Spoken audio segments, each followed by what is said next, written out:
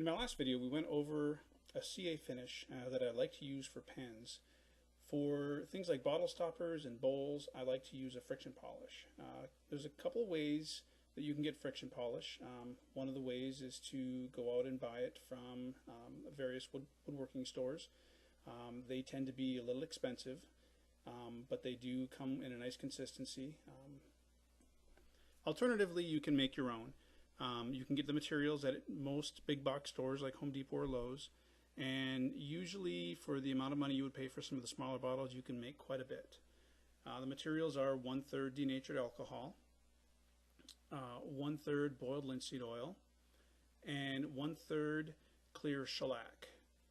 Now these you can put directly into a mixing bottle or an application bottle, something that you can have a lid on it to shake it up fairly well, but also has a nice applicator to easily control how much you apply with each step.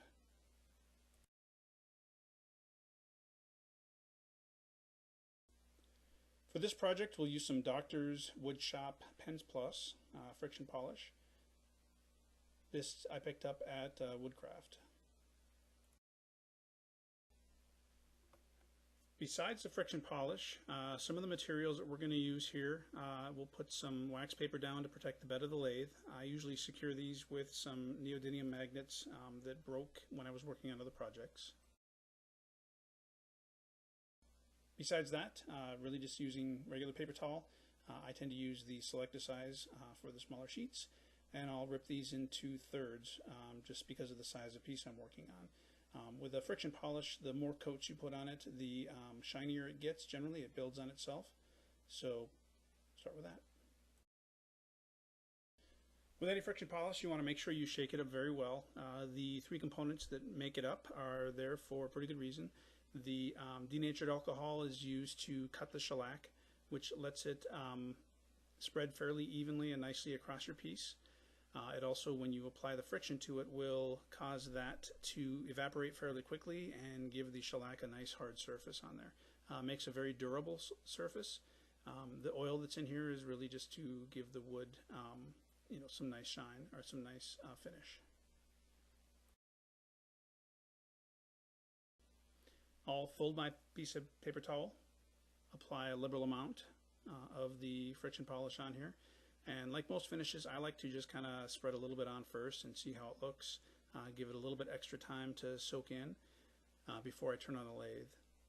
Once you do turn on the lathe, just kind of push the oil into the wood. With this one, you'll want to just try to get a good coating on it for a little bit before you actually start to apply the friction.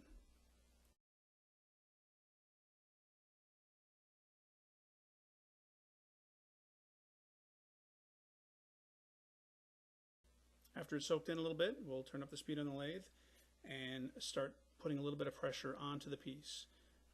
As you start putting pressure onto it, the friction heats up the materials and starts to evaporate the denatured alcohol and starts to harden the shellac.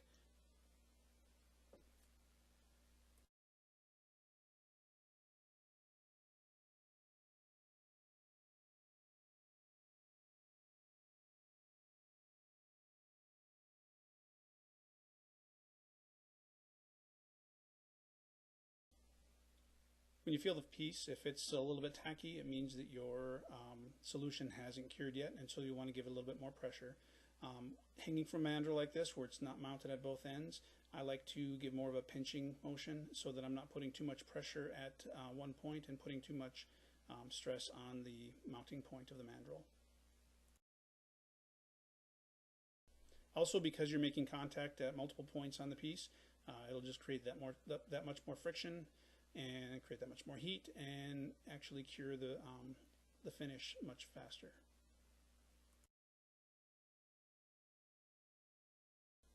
Again, this finish actually builds on itself, so the more coats you put on it, the thicker the covering and the shinier it will tend to get.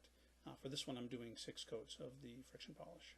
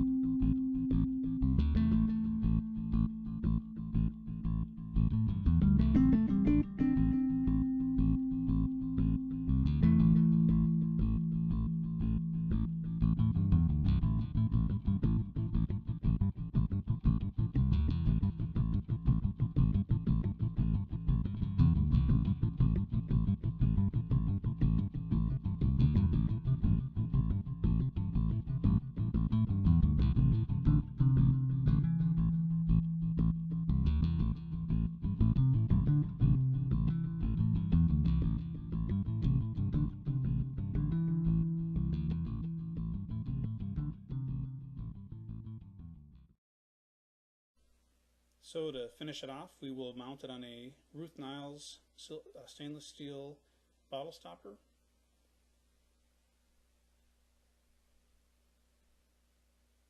I like the bottle stoppers with the foot based on it, mainly for display purposes, but she has a very nice selection of the stainless steel pieces.